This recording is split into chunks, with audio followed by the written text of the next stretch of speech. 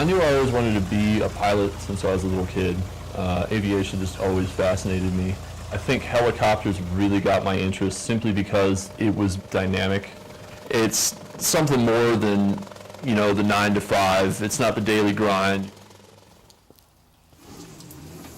So planning any sort of flight, there's always huge safety concerns. You could be vast distances between roads, between airports, between service stations. You could have power lines, you could have cell phone towers, stuff like that. So you always have to know how high you need to be, what direction is the wind blowing up there, how strong is it blowing, you know, how long is it actually going to take me to go there. It takes a lot of different planning.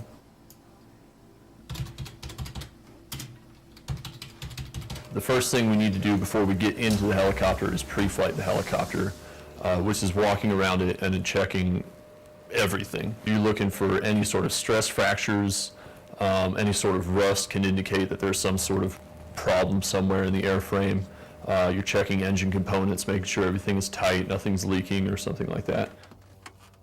Certain things should be moving. Other things need to not be movable at all. There's certain things that if it's moving, then that's obviously a bad indication. That could be something that might vibrate loose or damage something else in flight. Before we actually take off, we have a number of different checks that are going to look at the various controls. There are 4 basic controls that are going to be controlling the helicopter in flight. First off, we're going to have our collective, which is going to be on the left side of the pilot. It's a little lever that moves up and down. This is going to be collectively moving all of the blade pitch at the same time. So this is going to be more or less increasing your vertical control. On the end of the collective is going to be your twist grip throttle. So it's almost like the throttle of a motorcycle on the handlebars. One of the other controls is the cyclic, which moves the pitch of each blade in the cycle of rotation.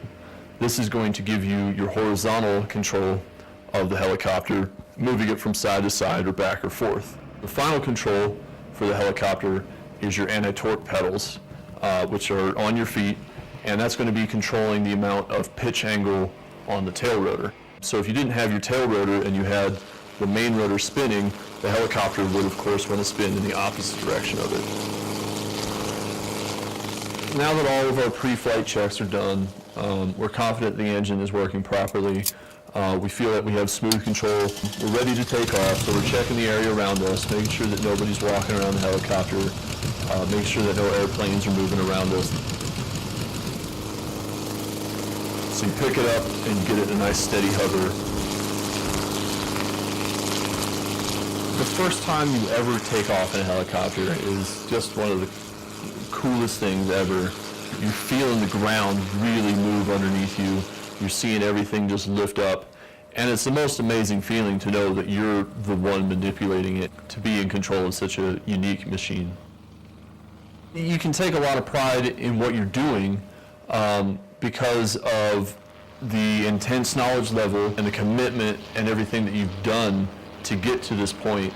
And you get to carry yourself with that pride of knowing that you've accomplished something that very few people will ever be able to say that they get to do.